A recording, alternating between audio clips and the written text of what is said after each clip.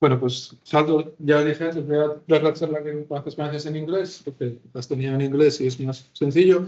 Y aparte de lo que dijo él, de todo esto acerca de mí, tengo publicados 3 libros. Hay uno en español que no lo vais a poder encontrar, pero si alguien lo quiere se lo envío, porque es del 2012 y ya se agotó. Y además creo que aquí no llegó a Latinoamérica, es una editorial española.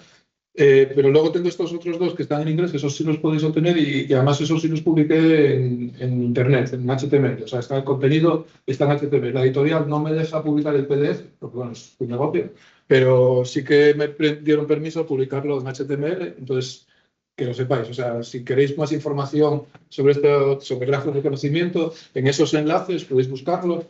Este libro realmente el autor principal es Aidan Hogan, que está en Chile, y fue recopilando gente. Yo soy uno de los coautores que hice la parte de esquemas y de validación.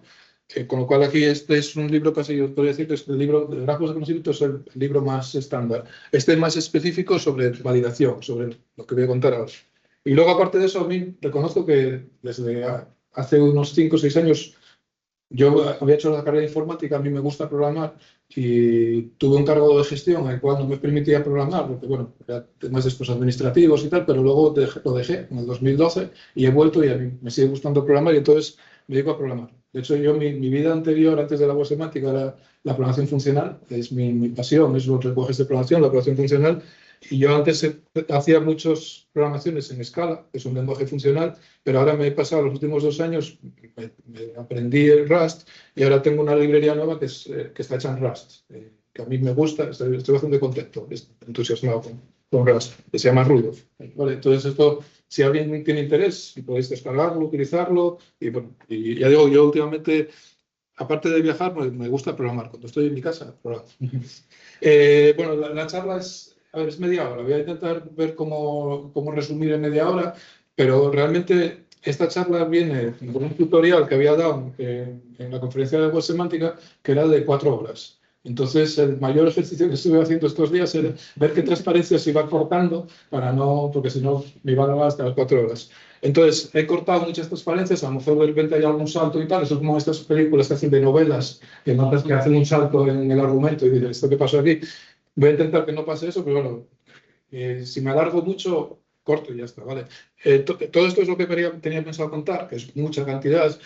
Voy a hablar qué son los grafos de conocimiento, aunque ya introduje un poco los grafos de conocimiento, tipos de grafos de conocimiento, y luego el core de esto es cómo validar los grafos de conocimiento, darles forma o validarlos, ¿vale? Y aquí, pues, unos pequeños hints, o sea, unas pequeñas ideas de investigar, que es un poco lo que hacemos. Yo lo que hago en mi grupo de investigación es investigar en todas estas cosas. Bueno, ¿qué son los grafos de conocimiento? Antes con las recetas, directamente ya llegamos a un grafo de conocimiento. Aquí puse una receta antes de cachopo ibérico, bueno, no, antes de pota asturiano. Aquí voy a poner una persona que supongo que todos conocéis, que es el inventor de la web. ¿Quién es el inventor de la web? Es que es muy triste. Jugadores de fútbol, seguro que si me pregunto aquí quién es Messi, vamos. Pero bueno, hay una persona que inventó la web. O sea, que realmente juntó todo esto, que es Tim Berners-Lee. No sé si lo sabíais. Pues Tim Berners-Lee es el inventor de la web. Es un poco el padre también de esto de la web semántica. Entonces, si aquí ponemos en Google quién es Tim Berners-Lee, lo que hace Google es darnos información un poco como antes cuando poníamos Pota Asturiano, ¿no? Pues nos saca información sobre fotografías, identifica que es una persona, nos dice cuándo nació, los premios que obtuvo, etcétera, etcétera. ¿Vale? Esa es un poco la información que saca Google, en este caso de Tim Berners-Lee.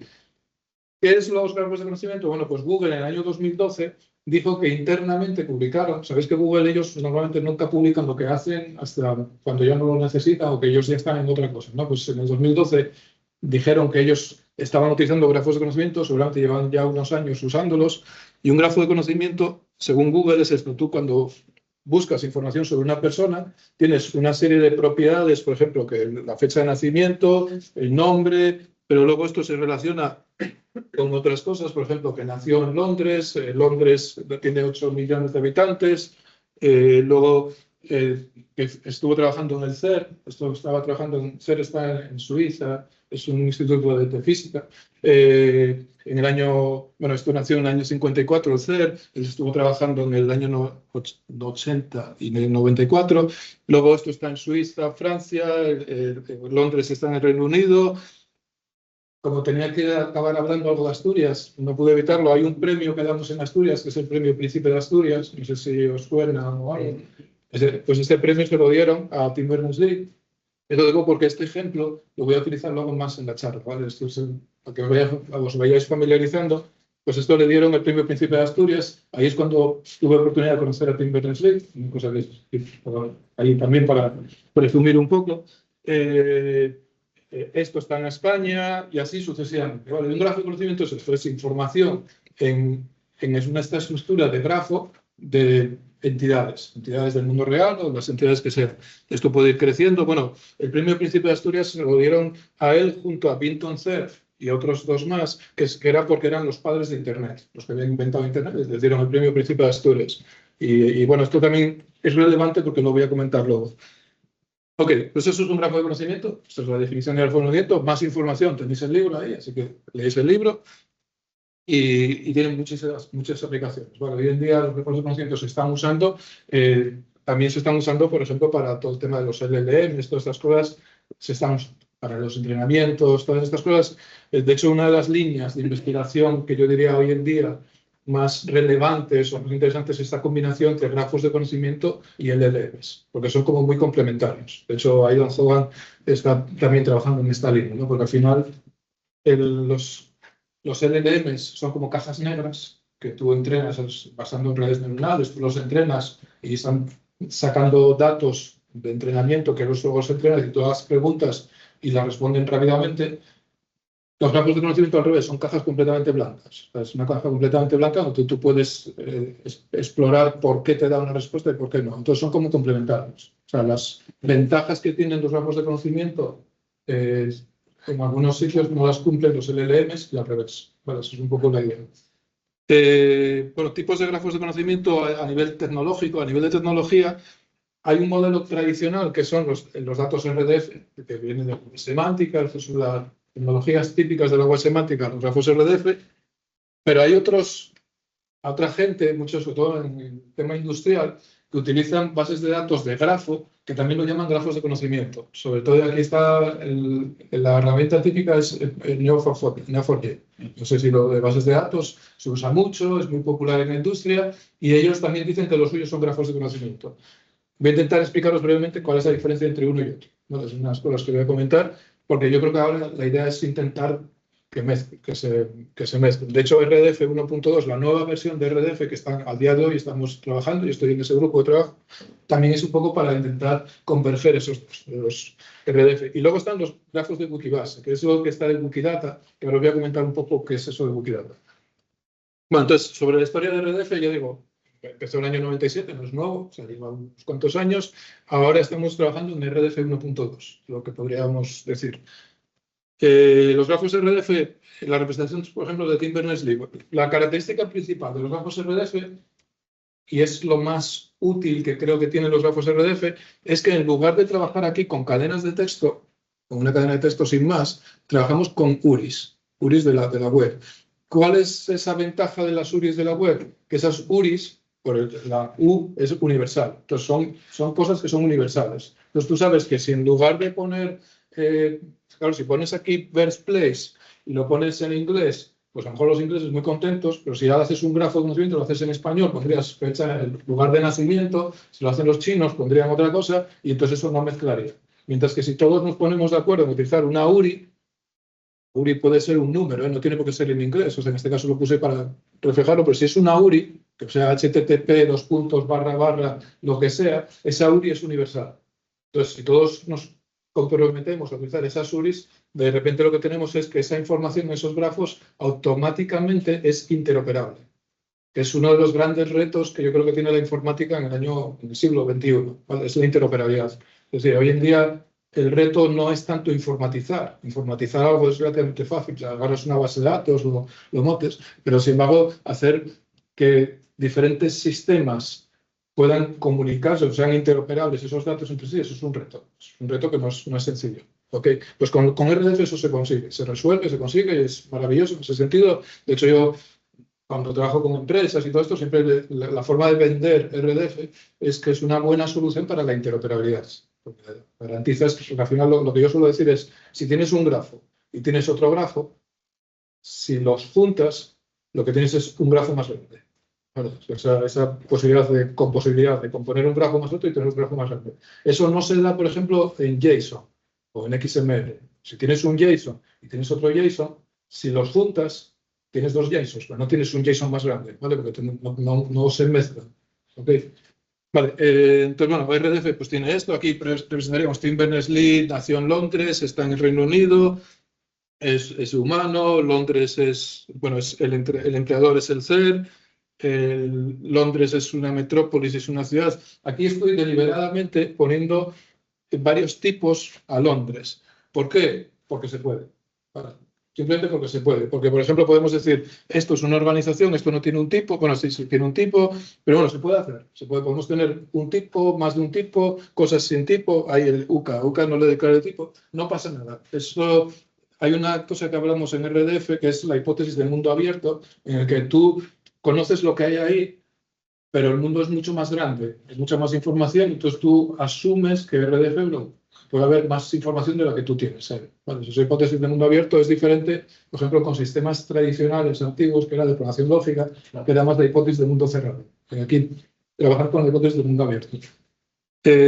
Bueno, aquí podemos fijar, aquí puse, por ejemplo, Tim Berners-Lee sería una URI, pero podemos decirle un nombre que sea Tim Berners-Lee, que sea un string. Entonces, ¿por qué pongo esto? Para que veáis que hay dos tipos de nodos. Hay nodos de tipo URI y hay nodos de tipo string. Vale, eso es otra posibilidad, otra cosa que tiene RDF. Y luego aquí tenemos también fechas, por ejemplo, puede ser una fecha. Y una característica que tiene RDF, lo más complicado, porque ya veis que es muy difícil, hablar de nodos de los cuales no sabemos nada. No sabemos si son Nauri, no sabemos nada, pero podemos decir algo. Y en este caso, por ejemplo, decir, Tim Berners-Lee conoce a algo que nació en España. A ver, esto también es un poco una forma indirecta de hablar de mí mismo. Es un poco decir, no, Tim Berners-Lee conoce a alguien que nació en España. Es un poco decir, bueno, hay alguien que no sabemos nada de él que nació en España. Esto es lo que se llama en RDF blank nodes, nodos anónimos. ¿Vale? Pero lo veréis, os lo encontraréis.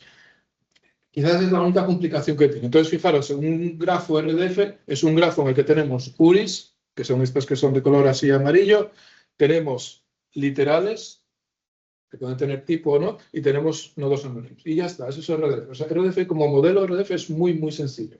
Es una de las cosas que quería decir. Luego, RDF lo que tiene es todo un ecosistema detrás. Por ejemplo, podemos hacer un lenguaje de consulta. El lenguaje de consulta de RDF se llama Sparkle, que Sparkle es un poco como SQL es para base de datos, pues RDF sería, o sea, Sparkle sería para RDF. Entonces, bueno, aquí creo que puse un ejemplo. Bueno, me salté. Esto era simplemente para decir, RDF tiene varias sintaxis y varias notaciones, y eso es una de las cosas que yo creo que uno de los mayores errores históricos de RDF, yo creo, fue que cuando nació RDF, nació en la época que estaba de moda XML. Entonces, arrancó RDF con una sintaxis basada en XML, y no le gusta ni al que lo inventó. O sea, es que directamente los que lo inventaron ya renegaron, dijeron, no, es que es horrible, o sea, RDF XML es horrible. Entonces, ahora, por ejemplo, esto es una sintaxis basada en Target, es más sencillo, y bueno, y está bien. O sea, RDF en Turtle es manejable por seres humanos y luego, sobre todo, tiene un lenguaje de consultas, que es este Sparkle, que podemos hacer consultas y aquí preguntamos, dame personas que nacieron en un lugar, pues aquí nos daría una respuesta. Nos diría, bueno, pues Tim Berners-Lee, la fecha de nacimiento, el país. Lo que hace es, el grafo de la consulta es como yo suelo decir que es como un grafo con agujeros. Entonces tú tienes que encajar ese grafo con agujeros con el grafo. Entonces, y lo que haces es esos agujeros los rellenas. ¿Vale? Esas son las variables. ¿No? Serían los agujeros. La forma que yo explico Spark. Un patrón. Un patrón. ¿Sabes? Lo que haces es un graph pattern matching entre grafos. Claro. Vale, de hecho, los que conocen programación lógica, pues es, la unificación es el pattern matching. Es parecido. Ok, pues eso era RDF. Vale, ahora vamos a Property Graphs. Los Property Graphs, esto es el Neo4j, si conocéis algo de la industria y tal, en muchas empresas han pensado que los grafos eran un modelo de datos más amigable que los modelos de datos relacionales, o a base de datos relacionales. Entonces, pues se han decantado y hay mucha gente que está trabajando aquí. Sobre todo aquí el ejemplo sería Neo4j. Por ejemplo, tiene Amazon Neptune, que es una implementación también que tiene esto, y ahora que también tiene. Hay muchas empresas grandes que están trabajando con esto, con los Label Property Graphs. Recientemente, y esto es de este año, creo que fue en marzo del 2024, se publicó un estándar que es el equivalente a SQL. De hecho, está hecho por el mismo comité que hizo SQL, que aunque solo sea porque como lo hicieron SQL y hoy en día SQL está en todos los sitios, pues parece como que hay que decir, bueno, igual esto lleva lejos, se llama GQL, que es un modelo, que es el lenguaje de consulta para grafos, que es estandarizado por ISO. Vale, entonces esto es muy reciente, es del 2024, y yo estoy intentando seguir en la pista. También os digo, la especificación es de pago y cuesta 300 euros. Yo no la tengo, me niego a pagar por eso. Estoy buscando o tenerla por algún lado así pirata o basarme en gente que conozca o algo, pero vamos, hay algunos documentos públicos, pero la explicación es un estándar ISO. Los estándar ISO son de pago, hay negocio detrás de eso. Pero bueno, es GQL, que puede ser interesante. Entonces, ¿cuál es el modelo de datos de los Property Graphs? Vamos a representar lo mismo de Tim Berners-Lee. Si representamos lo mismo de Tim Berners-Lee, pues lo que tenemos es también nodos. Podemos decir, bueno, pues tenemos este nodo se relaciona con este otro nodo. Esto sería que Tim Berners-Lee, la fecha de nacimiento y que es un humano. Y esto es lo de las labels. Lo del Label Property Graphs es que los nodos pueden tener una o más labels. Vale, que la label en RDF es como si fuera un tipo. Cuando hablamos de los tipos, es lo mismo. Aquí tendríamos una label, sería birthplace, y otra label sería que Londres, y podemos tener más de uno. Ahí sería que es una ciudad y es una metrópolis. ¿Ok? Entonces esto es más o menos la misma representación. Podemos avanzar un poco más, decir que esto está en el Reino Unido, y podemos ya darle un poco más, bueno, vamos a dar más información. Vamos a decir que Tim Berners-Lee trabajó para el CER. Esto se puede hacer así, también con label property. Como ves, es parecido a RDF, es parecido. Pero aquí viene la gracia de los Label Property Graphs. La gracia de los Label Property Graphs es que podemos en los nodos asociar una lista de propiedades y valores, que eso está bien, pero también en las aristas, en esta arista de aquí, también podemos darle una lista de propiedades y valores. ¿Y por qué? Porque, por ejemplo, Tim Berners-Lee ahora mismo ya no trabaja para el CER. Trabajó para el CER, pero trabajó del año 80, estuvo un año, y estuvo en el año 1980, y luego lo dejó, y luego estuvo trabajando del año 64 al 94. Entonces, claro, lo que nos gustaría es decir, bueno, Tim Berners-Lee trabajó para el CER, pero queremos cualificarlo, queremos decir, vale, pero ¿desde cuándo hasta cuándo? Y esto se puede hacer de esta forma. Es decir, podemos darle una lista de propiedades y valores a las aristas. Eso es quizá la principal innovación de los Label Property Graphs. ¿Y esto por qué es interesante? Porque podemos tener, por ejemplo, decir, oye, mira, si trabajó tan bien desde el 84 al 94, pues podemos tener dos aristas cualificadas de esta forma. Okay. Pues eso es un poco las Label Property Graphs. Pequeños detalles de implementación que a mí no me gustan, y lo voy a decir ahora con Wikibase, es que, por ejemplo, aquí los valores de estas propiedades y valores son valores primitivos. Pueden ser números, pueden ser strings, pero son valores primitivos. No pueden ser nodos del grafo. Vale, y eso vamos a ver ahora que en Wikibase sí puede ser. ¿Alguna duda? Podéis preguntar. El vínculo, cuando hablaste hoy de la URI, ¿no? Que la conexión hay una URI. Sí. Y, aquí no hay URIs. Es que esas son otras diferencias. Otra de las diferencias entre los Label Property Graphs y esto es que en los Label Property Graphs aquí son nodos, pero son nodos locales a tu base de datos. Realmente esto está mucho más enfocado a una base de datos. Y entonces aquí no hay URIs. Claro, nadie te impide que esto sea una URI. Pues, de hecho, si tú quieres representar RDF en un Label Property Graphs, lo único que tienes que hacer así es las labels, poner URIs. Y entonces más o menos ya estás trabajando en RDF.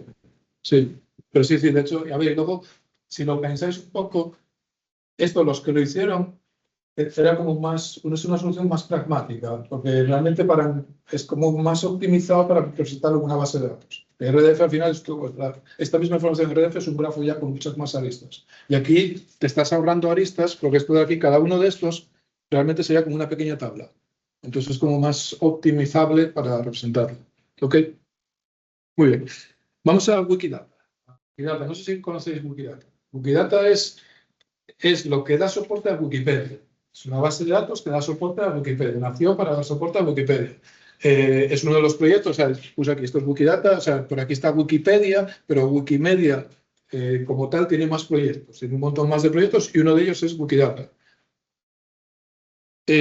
¿Para qué nació Wikidata? Bueno, pues nació para soportar, o sea, Wikipedia, conocéis Wikipedia, Wikipedia es una base de datos muy grande de información, es una enciclopedia muy grande, pero claro, tiene un problema en Wikipedia, que primero, bueno, o sea, tiene una ventaja que es colaborativo, eso está muy bien, eso es lo que permite que todo el mundo pueda editar y discutir y todo, pero esta información está en lenguaje natural. Entonces, claro, al estar en lenguaje natural, editado por seres humanos, pues, por ejemplo, si hay muchos sesgos, muchos sesgos. O sea, muchos sesgos, por ejemplo, hay muchos de la información es de personajes anglosajones o alemanes, que son los que más editan estas cosas. En español hay también bastante, pero ya si te vas a idiomas menos populares, por ejemplo, en Asturias hablamos asturiano. Pues ahí ya la gente no edita cosas en asturiano, son lenguajes que ya son más pequeños, y ya no digamos ya de lenguajes, por ejemplo, aquí yo sé, el quechua o cosas de eso, es mucho más limitado y no hay tanto soporte. ¿Por qué? Porque no hay tanta gente que se ponga a escribir toda esta información. Pero entonces ellos se dieron cuenta de una cosa que pasa en Wikipedia. En Wikipedia, de forma natural, la gente ha añadido estas cajitas de información. No sé si cualquier artículo de Wikipedia, o sea, sobre todo los más populares, tienen lo que se llaman infobox, una cajita de información. Y esas cajitas son estructuradas y lo que permite es pues, poner cuándo nació, aquí pone el birthplace, el nombre, bueno, cosas que tú vas poniendo sobre una persona y si es sobre una organización, y son cajitas infoboxes. Si eso lo representara en una base de datos y luego traduces las etiquetas de estas entidades, podrías tener esa información en multidioma. Y no tendrías que estar pendiente de que alguien de forma que se ponga aquí a traducir esto a ese idioma, ¿no? A quechua, vamos a suponer el quechua. ¿Vale? Entonces, claro, eso, pensar que la gente va a traducir esto a quechua ya requiere recursos que a lo mejor no tenemos. Pero si tú puedes traducir simplemente estas etiquetas, de forma automática tienes traducidos todos los infoboxes de Wikipedia. ¿Entendéis? Y eso es lo que pasa. Fijaros, esto es la página de Tim Berners-Lee, esta es el infobox, pero por ejemplo esta sería la página de Tim Berners-Lee en un lenguaje que es el Bihari, que no conozco, no sé, no me preguntes de Bihari. Pero podéis ver, la página de Bihari, el texto en lenguaje natural es muy cortito, pues claro, el ser humano que se ponga aquí a escribir en Bihari, pues igual hay pocos, igual que el quechua o aquí el guaraní o otros idiomas más específicos, ¿no? Esos hay menos gente, pero aquí esto, la gente sí lo puedes traducir. Entonces, pues estas infoboxes sí son traducibles. Sí. Y eso es una de las cosas, y así nació Wikidata, no sé para eso, para dar soporte al multilingüismo en Wikipedia. Eso es una. ¿Qué pasó? Que luego Wikidata ha ido creciendo mucho. Y hoy en día es un grafo, es un ejemplo, de grafo de conocimiento, tiene, igual que Tim Berners-Lee es uno, pues tenemos 114 millones de ítems. O sea, uno de ellos es Tim Berners-Lee, pero hay 114 millones, hay muchos millones de ítems. Es libre, es de código abierto, es multilingüe, es colaborativo y tiene un Sparkle Endpoint público, con lo cual puedes hacer consultas a Wikidata y la verdad que está muy bien. Yo los cursos de web semántica hago ejemplos todo en Wikidata porque la gente lo ve y está muy bien. Bueno, pues el software que da soporte a Wikidata es Wikibase. Vale, está por aquí. Ahora vamos a hablar de los grafos de Wikibase. Entonces vamos a hablar de los grafos de Wikibase. Los grafos de Wikibase sería, bueno, aquí sería Tim Berners-Lee, pincharíamos, saldría Tim Berners-Lee. Los grafos de Wikibase, la información es parecida a lo de antes. Es decir, si yo pongo Tim Berners-Lee, el lugar de nacimiento, lo único que cambia es que aquí serían números. De ser Tim BL sería Q80, que también son URIs, pero serían números. Aquí nació en el Reino Unido, todo esto es más o menos parecido. Lo único, bueno, aquí puse también a Vinton Cerf, porque también va a aparecer aquí ahora, y os digo ahora por qué va a aparecer. Decíamos, vamos a suponer que Tim Berners-Lee trabajó para el CER desde el año 80 al año 80, igual, la misma información que antes, y fijaros, podemos cualificar esta información. Es una de las características de tiene Wikidata. Vamos a pinchar a ver si tenemos internet. Si queréis ver a Tim Berners-Lee en Wikidata.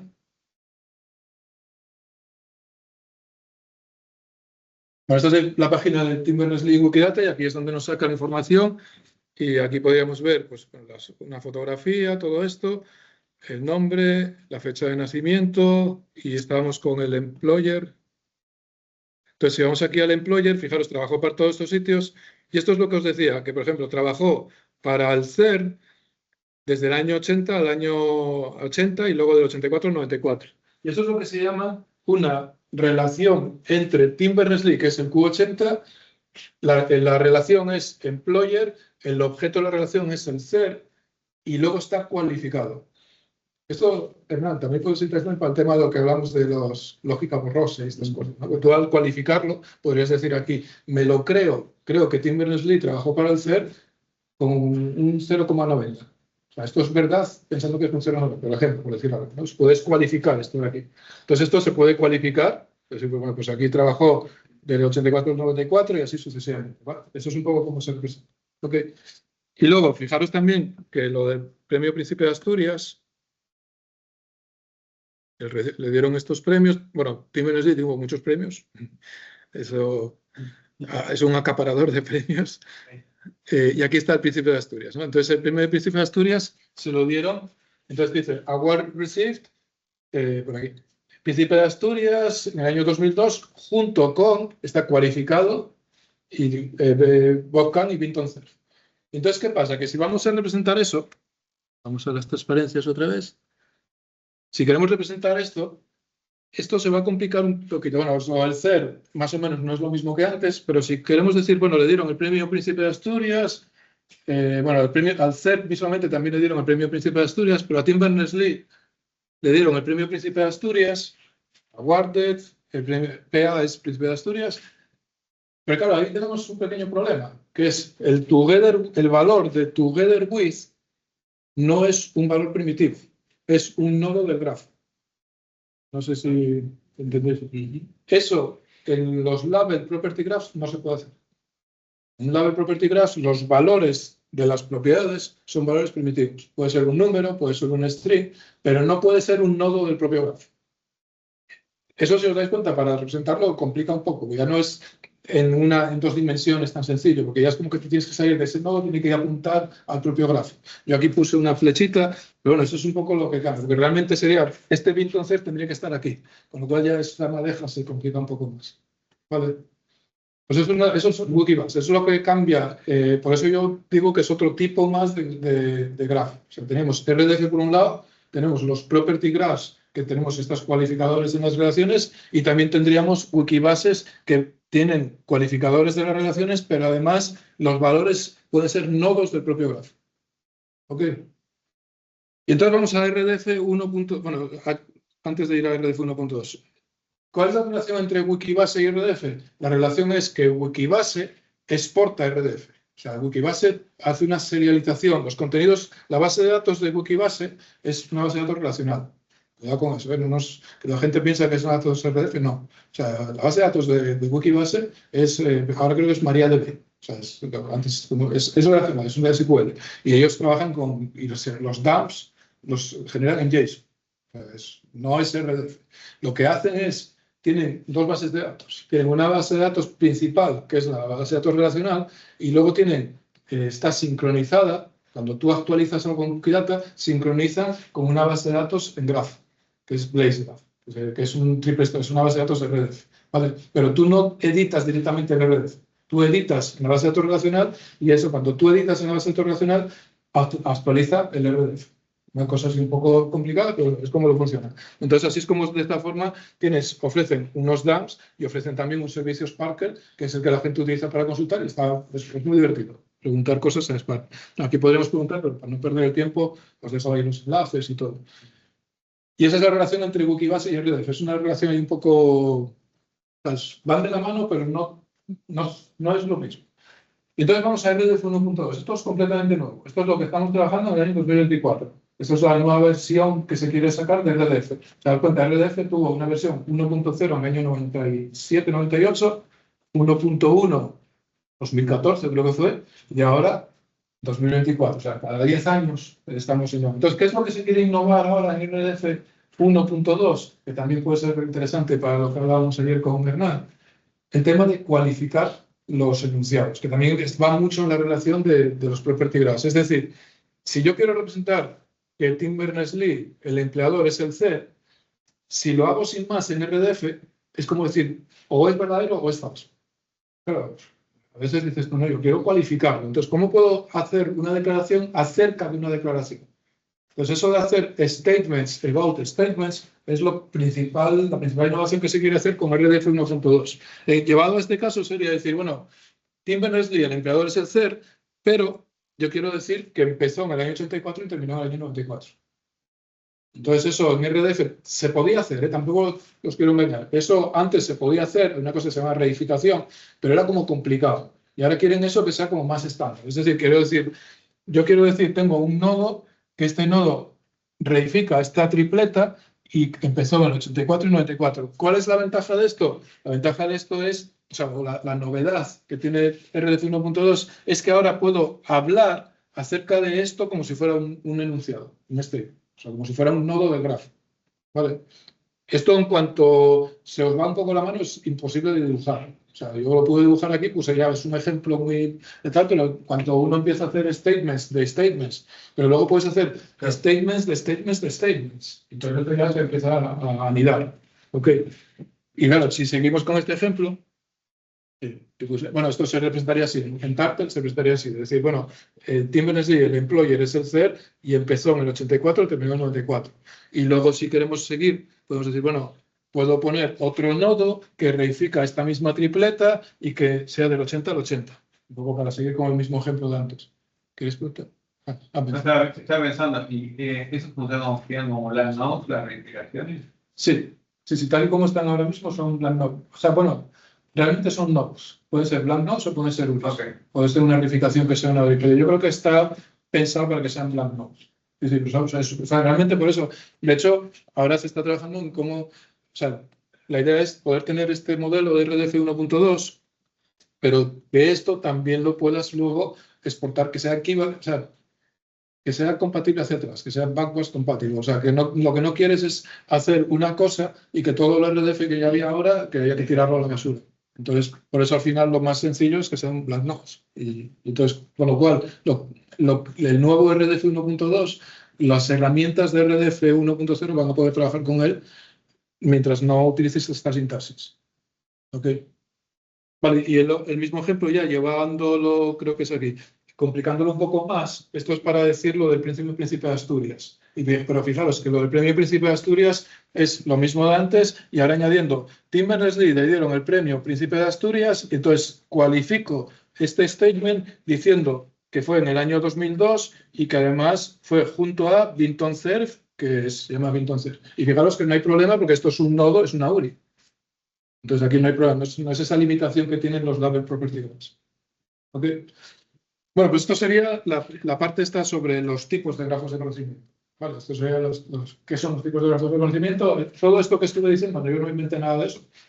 Ahí no, todo eso es simplemente cosas que ya había. Y ahora vamos a las cosas en las que yo tuve mis pequeñas contribuciones. Pero yo ya hice algo ahí coincidió que yo estaba en el momento adecuado, en el lugar adecuado, que es esta parte de SEX y de Sacker. Entonces vamos a ver lo de validar RDF. Bueno, hasta ahora, sobre RDF. Volviendo a RDF, tiene cosas muy buenas, eso es un poco las cosas buenas. Esto es si conocéis JavaScript, es un pequeño guiño. Hay un libro de JavaScript de Good Parts, que es que al final era Jason. Entonces es un pequeño guiño, es una broma que todos la habéis pillado, pero típica broma que nadie entiende, pero bueno. Bueno, entonces RDF tenía cosas muy, muy interesantes. O sea, tiene un ecosistema, funciona, es como la lengua franca de la web semántica. Bien. Pero a ver, no nos engañemos. En la práctica de la verdad, la gente que trabaja en RDF, comparando con todo lo que es la industria de la informática, somos un nicho pequeñito. O sea, estamos ahí, estamos aportando cosas, pero no hay tanto, hay mucha más gente trabajando en JSON que trabajando en RDF. ¿Vale? Hay que ser realistas y hay que saber dónde estamos. Entonces, somos un pequeño nicho. Entonces, ¿por qué? Hay varias teorías de por qué RDF tampoco está tan adoptado y por qué muchos desarrolladores no les gusta RDF, pero yo tenía hay una de ellas, tal. Y una de ellas es que cuando la gente hace portales basados en RDF, tú publicas cosas en RDF, luego la gente quiere consumir esos portales y no sabe ni por dónde empezar. Y la documentación de los portales RDF muchas veces deja bastante que desear. Y muchas veces los portales RDF, no sé si alguno trabajáis en RDF, pues al final los portales RDF lo que hacen, o sea, que es como una base de datos, la documentación es un conjunto de consultas Spark. Y son de ejemplos. Mira, si quieres consultar aquí los datos, pues haces esta consulta, te ponen ejemplos de consultas Spark. Y dices, bueno, pero yo quiero una documentación de verdad. La documentación de verdad es, dime todos los tipos de nodos que tengo, qué propiedades tienen, qué valores, o sea, qué tipo de propiedades tienen. Por ejemplo, si son personas que tienen una propiedad que sea birthplace, que sea un string, ese tipo de cosas. Una documentación así un poco más seria, eso no se suele hacer. Y eso es uno de los problemas que hace que entonces, para los productores producimos RDF, pero luego los consumidores pues no saben por dónde empezar. Y eso pasó, o sea, esta transparencia del día de 2014 y es una de las cosas que con Saves intentamos resolver. Aunque, bueno, luego si tengo tiempo ya comentaré más detalles. Entonces, ahí aparecen las Saves, es intentar describir el esquema de los datos que hay en RDF. Esa es la idea. Si venís de otros lenguajes, por ejemplo, en XML, había una cosa que era XML esquema. Pues es lo mismo. O sea, no hemos inventado. De hecho, yo me metí en esto, yo estaba en el lugar adecuado y tal, porque yo daba clases de XML. Entonces, yo daba clases de XML, vengo de o sea, mi tradición es de lenguajes de programación, de tipos, de sistemas fuertemente tipados. Y los que ven, o sea, realmente esto de las shapes, si queréis verlo con otro gorro, es un sistema de tipos para RDF. ¿Queréis verlo? Pues eso es directamente, es un sistema de tipos que permite validar RDF. Entonces es como un sistema de tipos. Y de hecho yo, lo que tuve, como yo vengo, es decir, dentro de la web semántica hay como grandes comunidades. Hay una comunidad de la web semántica que viene de bases de datos, porque es representación. Hay otra que es de representación de conocimiento, de lógica, de ontologías, cosas de estas. Y hay un nicho de gente más pequeñito, que ahí es donde estaba yo, que es los que estamos más en lenguajes de programación. Y yo venía de esa tradición de programación funcional, de sistemas de tipos, y por eso a mí se me ocurrió, porque no podemos validar los datos RD, porque no validamos los datos estos de grafos RD. Y eso es un poco la idea. La idea es eso, para ventajas de esto, que los productores saben qué datos van a generar, pueden validar los datos que están generando, y los consumidores van a comprender mejor los datos que hay ahí. ¿Vale? Aquí lo que acabo de decir, esto sería, en JSON tenemos JSON esquema, XML, XML esquema, el DDL de las bases de datos relacionales, en RDF faltaba eso. Cuidado, hay gente que dice, no, pero en RDF había una cosa que era RDF esquema, pero eso es otra cosa. RDF esquema es para hacer inferencias, es otra cosa. No, ahí hubo también otro error histórico, que el nombre, si no hubiera estado tomado ese RDF esquema, lo hubiéramos llamado RDF esquema. Pero como ya estaba inventado RDF esquema para otra cosa, pues inventamos el nombre de Saves. Entonces, ¿qué es una SEP? Vamos a ver, una SEP. ¿Una SEP qué es? Bueno, pues una SEP es, y esta idea no es mía, esto fue de Eric Prudemu, que es uno de los que colaboré yo con él, y lo que pasa es que luego yo empecé a colaborar con él. Una SEP es ir a los nodos del grafo y ver los vecinos que tienen esos nodos, y ver cuál es la estructura de esos vecinos. Entonces, por ejemplo, en este caso, si estamos hablando de Tim Berners-Lee, digo, bueno, yo tengo Tim Berners-Lee, que tiene esto de aquí, tiene el lugar de nacimiento, el nombre, todas estas cosas. Entonces, es decir, si yo vengo aquí, sería, bueno, Tim Berners-Lee tiene el label, el lugar de nacimiento, el birth date y todo esto. Yo podría abstraer un poco y decir, bueno, yo si estoy representando personas o investigadores, pues puedo decir, pues todos los investigadores tienen una etiqueta que sería un string, es un string, otro Binton Cerf, pues aquí en vez de ser Tim Berners-Lee será Binton Cerf, pero va a ser un string, no va a ser una fecha. ¿Vale? Entonces puedo decir, yo para validar esto, voy a decir que puedo tener una etiqueta que sea un string, el lugar de nacimiento que sea una estructura del lugar y a lo mejor un lugar pues tendría que tener un country, lo que sea, esto va a ser una fecha y el empleador pues sea una organización. Y una SAPE es eso, es abstraerse y representar esto en una forma que el sistema pueda entender. Con esto acabo de darme cuenta que aquí hay una errata, porque lo cambié. Aquí tiene que ser label, el RDFS label, porque lo actualicé y luego aquí se me olvidó, lo cambié allí, pero aquí no. Pero eso sería una SAPE, es un SAPE. Y este enlace funciona, y así os enseño también una de las herramientas que hacemos en el grupo Hueso. Bueno, espero que funcione, cruzad los dedos. Vale, está funcionando. Entonces, esta es una herramienta, estos RDF Shape, para dar clases de RDF yo lo utilizo. No sé si no lo conocíais, porque aquí puedes hacer, por ejemplo, en RDF puedes venir aquí, analizar un RDF y te lo muestra el grafo, te saca los grafos y puedes cambiarlo aquí si quieres poner, yo qué sé, vamos a poner Tim Berners-Lee knows Ricardo, no, Diego, y aquí ponemos Diego birthplace La Plata.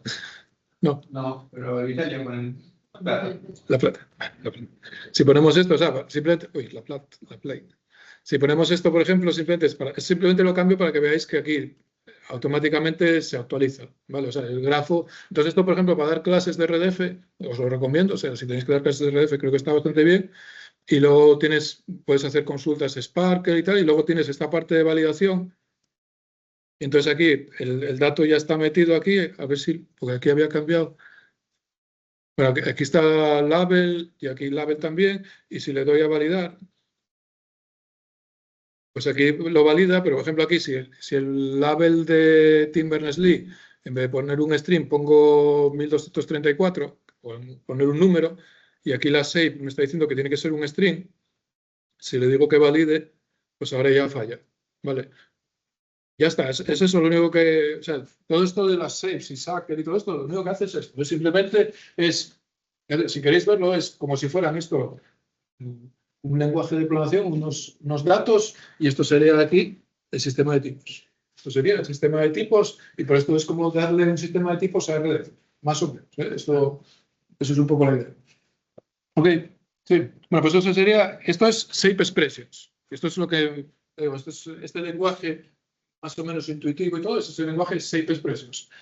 Lo que ocurrió, lo que os decía de estar yo en el lugar adecuado y tal, lo que ocurrió es que en el año 2013 fue cuando dejé yo esos cargos administrativos que os decía, y entonces tenía tiempo para investigar y hacer cosas nuevas, me apetecía empezar a programar. Fui a un workshop y encontré a Eric Ludemu, que es uno de los autores también de Sparker, y él era el que proponía esto de Shape Expressions. Y él lo estaba haciendo una implementación en JavaScript, y yo hablé con él y dije, si quieres, haz una implementación en Scala. Yo estaba aprendiendo Scala también de aquello. Y fue así empecé a colaborar con él, luego nos hicimos un grupo de trabajo, y la historia ha sido una historia que creo que es interesante, porque ha sido como una historia de éxito, en este caso, ¿vale? Porque yo creo que en el 2013, había escrito ese libro en español, si os acordáis, en 2012 había escrito un libro en español de web semántica, pero dentro de la comunidad de web semántica tampoco era tan conocido como puede ser ahora. O sea, simplemente daba clases de web semántica y ya está. Hice eso, participé en el grupo de trabajo. Participar en los grupos de trabajo del W3C es gratuito, nadie te cobra por participar ahí, y cualquier persona puede meterse a trabajar en un grupo de trabajo. Y lo que te abre mucho es un poco el horizonte, ¿no? De repente te das cuenta que estás hablando con los inventores de estas cosas.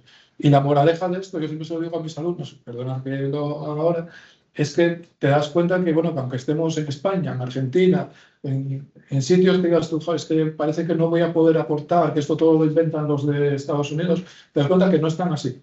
Y en este caso yo, puedo deciros, yo he participado, he trabajado en esto, y ahora se me conoce dentro de la web semántica, y ha sido un poco por estar en este momento y intentar aportar cosas. Y también os digo, luego, cuando hablas en estas cosas, te das cuenta, y yo, por la fama que tenéis aquí en la UNLP y tal, sé que tenéis buena fama, los alumnos, y prácticamente está bien. Yo también se lo digo a los españoles.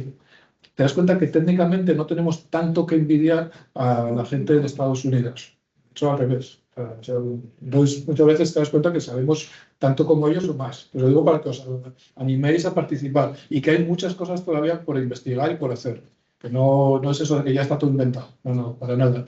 Entonces, bueno, pues aquí os decía, 2014, esto fue en 2014. Tuvimos esta idea, lo empezamos a implementar. La historia viene un poco por aquí. La evolución de la historia de todo esto, 2014 empezó como SEX, cuando yo implementé esto en Scala, se creó este grupo de trabajo de Data Shapes, empezamos a trabajar, y ¿qué pasó?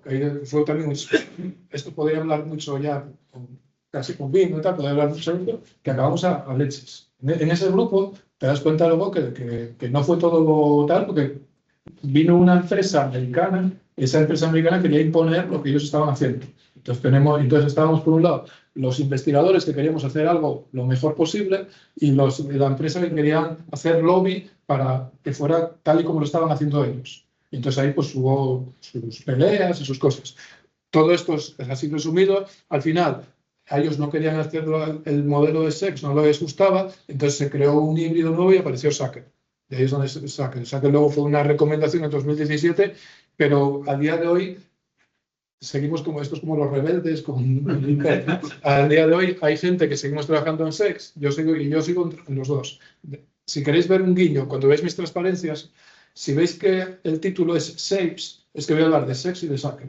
Y si no, ya hablo de SEX o hablo de Sacker. Y mi implementación, si os dais cuenta, era Sacklex, que era como un híbrido entre los dos. Porque SEX, por ejemplo, tuvo la suerte de ser adoptado, aunque no era el estándar y todo esto, se adoptó en Wikidata. Entonces, ahora mismo SEX se está usando en Wikidata. Y nosotros ahora nos hemos ido fuera del W3C, porque claro, tener dos estándares para lo mismo no tenía mucho sentido.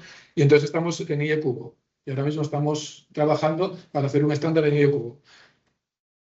Esta transparencia es de hoy por la mañana, esta línea la añadí hoy por la mañana porque ayer ya salió anunciado una nueva versión del Data Safe Working Group. Y esto es de ayer, o sea, con lo cual esto es para sacar la versión nueva de Sacker, que va a ser la versión de Sacker 1.2, basándose en RDF 1.2. ¿Vale? Y es con lo que están trabajando. Por eso os digo que esto es todo muy reciente. Entonces, ¿qué es Sacker? Sacker, mira, tuvimos ahí el Leches y tal, entonces voy a poneros el mismo ejemplo, pero en Sacker. Esto sería el ejemplo, esto es en SEX y esto sería en Sacker. Primera cosa que uno puede ver es como más feo. Ya, si uno lo ve, es un poco más feo. ¿Por qué es más feo? A ver, es más feo, pero esto sería algo injusto decir, bueno, solo porque es más feo. No, es más feo porque la sintaxis de Sacker se basa también en RDF. Ellos no inventaron su propio lenguaje, nosotros inventamos. Claro, como yo venía de lenguajes de programación, esto es un lenguaje de dominio específico, un Domain Specific Language, esto es un lenguaje de dominio específico para validar, con su gramática, lo hacemos con AntiLR, o sea, esto es siguiendo las buenas prácticas de lenguajes de programación. Esto no, esto se hicieron un vocabulario RDF, simplemente un vocabulario con unas propiedades RDF. Entonces, bueno, ya aparte de la estética, parte de la estética, si os dais cuenta, representa, o sea, es un poco más verboso, pero está diciendo prácticamente lo mismo. Está diciendo, yo tengo que el researcher tiene una propiedad que sería el name, que tiene un tipo de datos que sea un string y que sea entre 1 y 1. Esto hay que especificarlo porque por defecto sería 0 o infinitos en Sacker. Y aquí le está diciendo que la fecha de nacimiento, el lugar de nacimiento, el birthday de la fecha de nacimiento es el número máximo es 1. Esto en SEX se pone con un interrogante. Un interrogante, estamos inspirándonos en las expresiones regulares y el interrogante es 0 o 1. También es como más corto. Aquí lo mismo, el interrogante, y aquí si no ponemos nada, nosotros, que es decir, que puede haber 0 o 1 o 2, es un asterisco. El asterisco es 0 o más employees. Es decir, realmente SEX está también inspirado en expresiones regulares.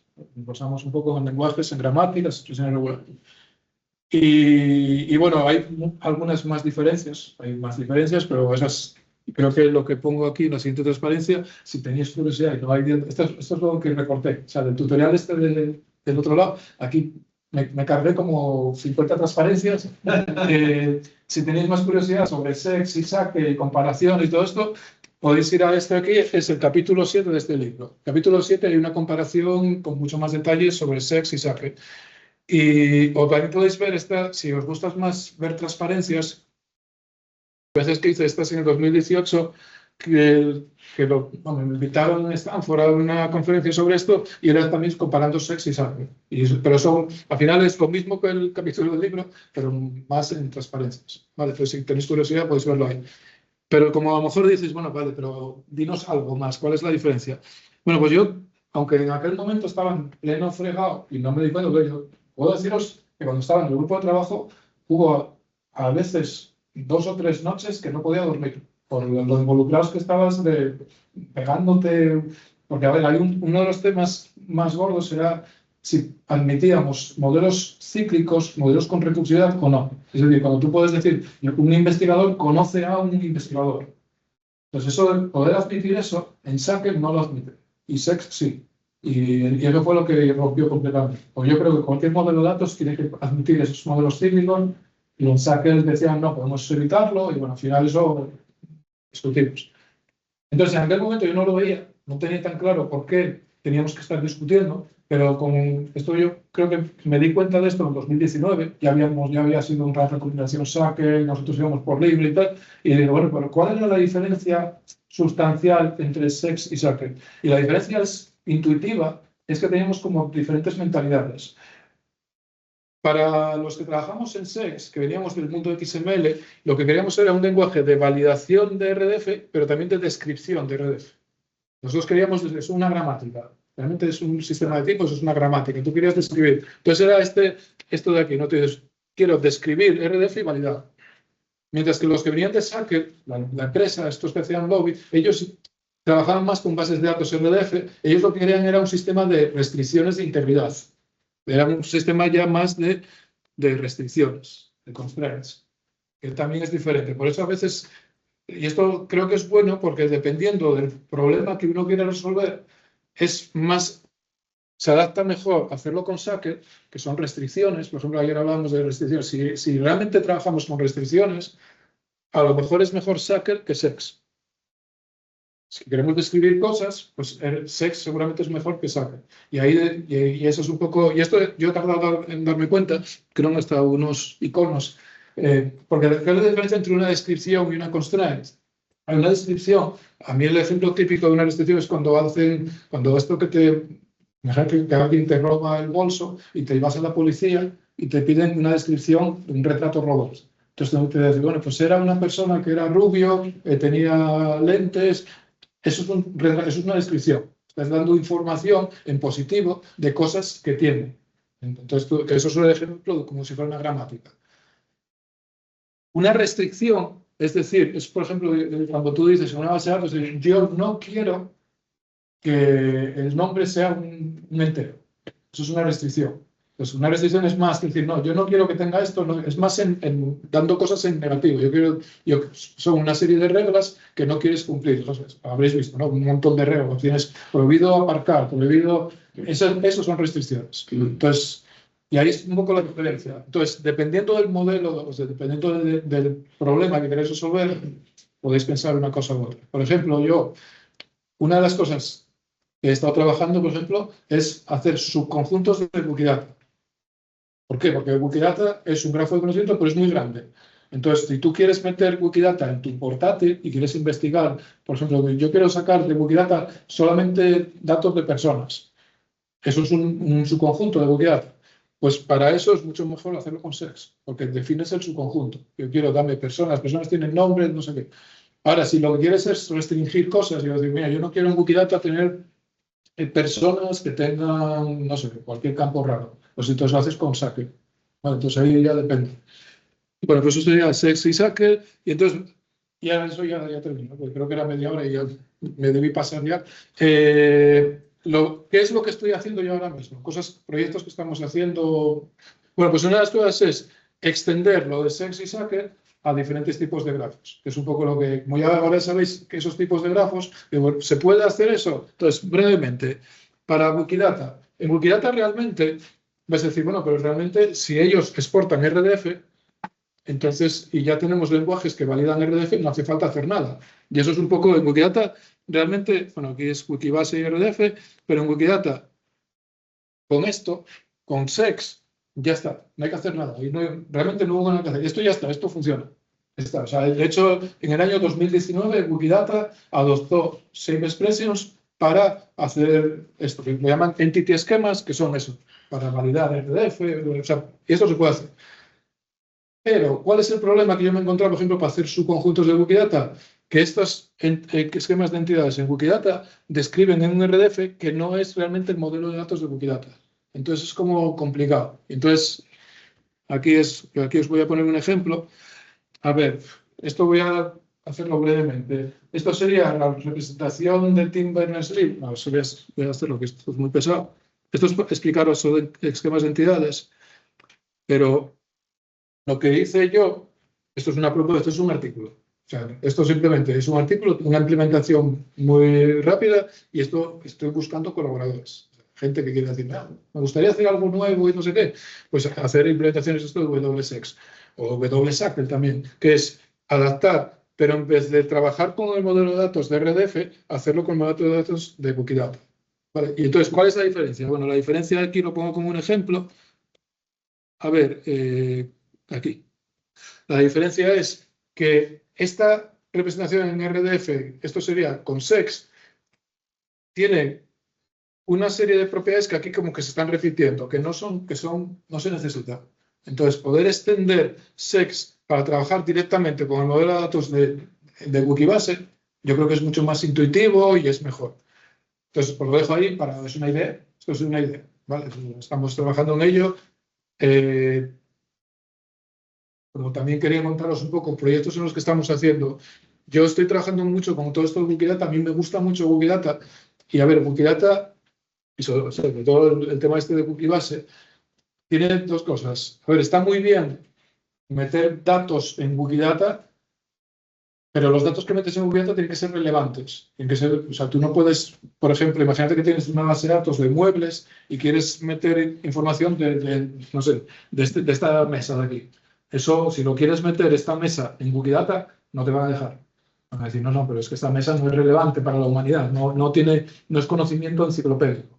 Entonces, tú dices, no, pero yo para mí esta mesa es muy importante. Esta es la mesa que ha tocado José Larra. Esto es muy importante. Entonces, eso no es relevante. Entonces, ¿cómo consigues decir, no, pero yo quiero utilizar el modelo de datos de Wikidata para mis propios datos? O sea, sois una empresa y queréis presentar vuestros datos en Wikidata.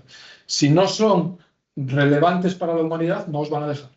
Vale, o sea, si queréis meter tus datos, eso es lo que pasó con la revista esta del TFDK, que ellos piensan, o sea, por ejemplo, hay una revista que estaba saliendo nueva, de un journal de científico, hicieron un artículo en Wikidata y Wikidata lo está, bueno, sea en Wikipedia, y ellos están queriendo tirarlo para atrás diciendo que no es relevante, que no es un conocimiento enciclopédico, entonces están discutiendo y tal.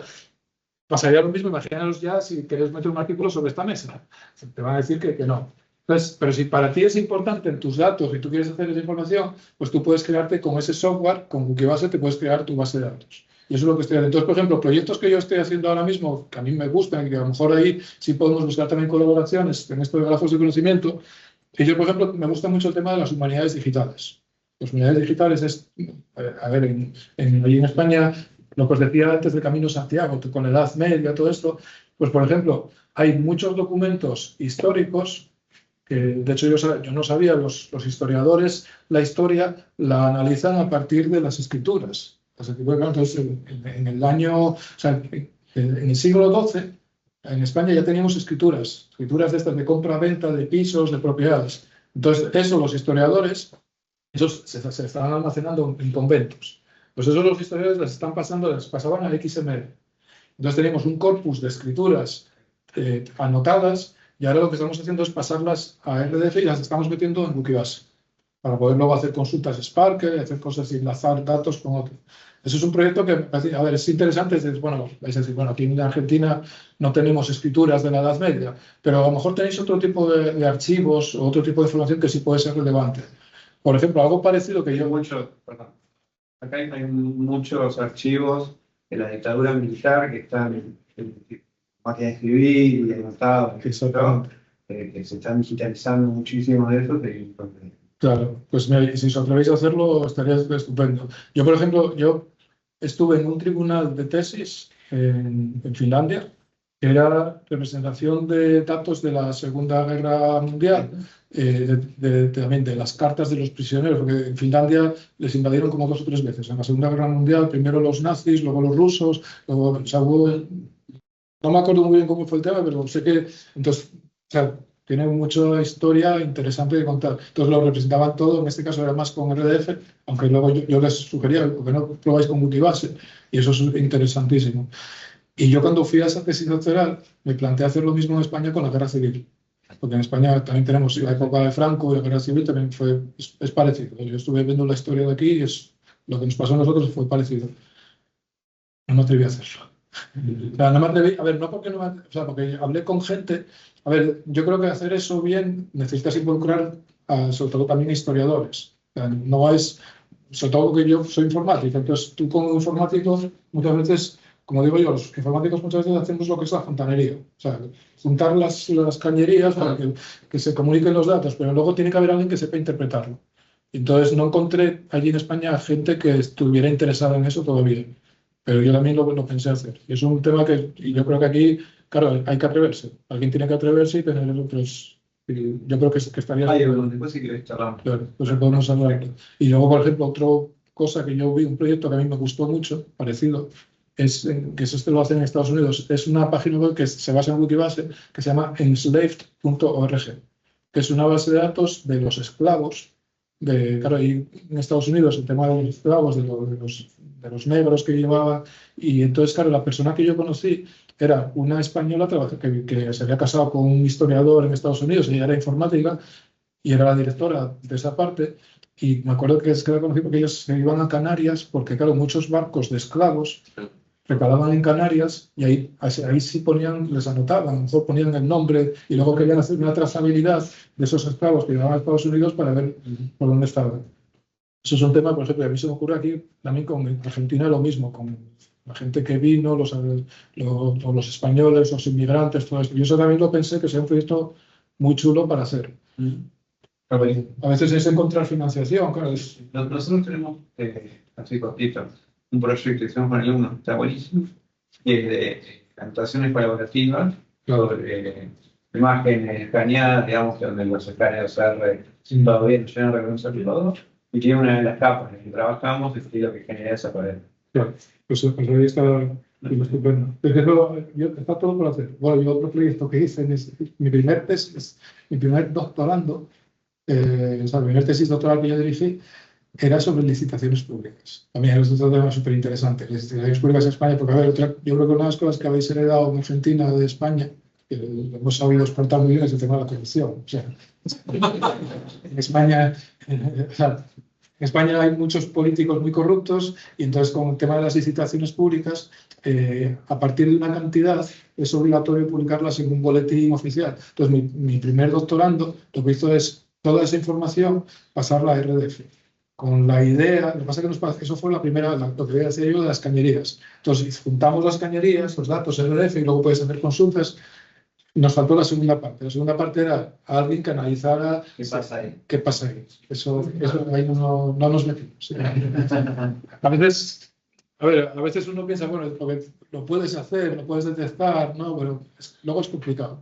Por ejemplo, en Chile, con la Biblioteca del Congreso de Chile, también yo colaboré un poco con ellos, tengo un proyecto con ellos. Pues analizando ellos, se dieron cuenta que casi todos los políticos eran todos familiares. Los únicos que no eran familia entre sí, eran todos, había relaciones. Los únicos que no eran familia entre sí eran los del Partido Comunista. Esos no estaban. Pero el resto, todos, aunque eran de diferentes partidos, eran todos familiares. ¿Te acuerdas? Eso lo habíamos hablado. Entonces, son temas que sí, que se puede descubrir. Bueno, entonces, sobre Wikidata, Wikibase, ya digo, esto hay muchos proyectos que se pueden hacer. Yo creo que es una herramienta muy interesante. Y ya no digo, no solo, porque aquí el tema es cómo convivir, meter datos en Wikidata y con Wikibase. ¿Correcto? ¿Estás cerrando? Sí, son dos transparencias. Sobre Property Graphs, también eso es otra idea que estoy trabajando con ello, que es cómo extender los Property Graphs. Aquí esto me lo voy a saltar, porque es un poco añadir lo mismo. Además, las transparencias son las de G ahí, están publicadas. Y además, esto si queréis, tenéis publicado, esto es también un artículo recién enviado este año pasado. ¿Vale? Y lo último que estoy haciendo también es este artículo es, esto fue para atrás, para RDF-Star. Esto está totalmente en pañales, o sea, esto ni hay implementación ni nada, esto es una idea, esto está aquí. O sea, es una idea que tengo yo, que es cómo extender Safe Expressions y Sacker para RDF 1.2. Claro, esto es totalmente incipiente, estamos ahí y aquí os pongo un ejemplo de cómo podría ser, pero es incipiente completamente. Esto es una idea, faltaría gente. No, de hecho, esto no es. Aquí, es que la Safe, estaba buscando la Safe, eso es, lo llamamos SexStar, es como, porque esto se llama RDF-Star, y esto sería como el ejemplo para validar el researcher. ¿Qué es lo que hay aquí? que cuando tú quieres poner que el empleador es el CER, tú quieres poner unos cualificadores de comienzo y de final. Eso es un poco lo que quieres describir, pues en este caso, pues el comienzo es una fecha y el final es una fecha. Y quieres poder escribir. O sea, esto lo que significa, si os dais cuenta, es que yo puedo tener el nombre, bueno, el nombre o el first name es una combinación y luego el empleado que tenga fecha de inicio o de final. Y ya está. Yo creo que con esto, conclusiones, más o menos todo lo que fui diciendo. O sea, lo que trabajamos, resumiendo, es todo esto de combinación de property graphs, RDF y todo esto. ¿Vale? Y hay muchos proyectos. Yo las dos líneas donde lo estoy aplicando ahora mismo, las humanidades digitales, todo esto que tenga que ver con humanidades digitales, y la otra línea es tema de bioinformática. O sea, en bioinformática me están invitando mucho a los japoneses. O sea, llevan 4 veces que me invitan a Japón a dar, y yo dándole vueltas el por qué.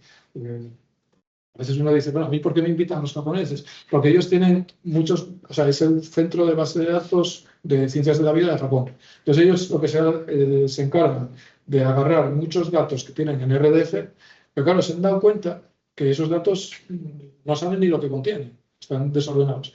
Y creo que hay, si conocéis Japón, una de las cosas que la cultura japonesa más odia es el desorden. Ellos lo quieren tener todo ordenado, clasificado. Entonces, claro, tener un lenguaje como pueda ser SEX que les permita ordenar el RDF y poder validarlo, para ellos es muy importante. Y eso es lo que estamos trabajando con ellos. Y esto sería el final. No sé si queréis hablar de más. Hay una pregunta que queda. Primero, hablar. Bueno,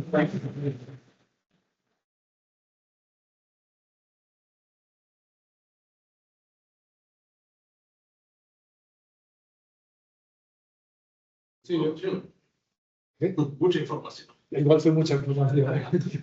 Bueno, Muy interesante. sí, bueno, pues yo estoy por aquí, ¿eh? Queréis colaborar y sobre todo eso, si alguno que tenga nuevas líneas de doctorandos y tal, encantado. yo creo que algo.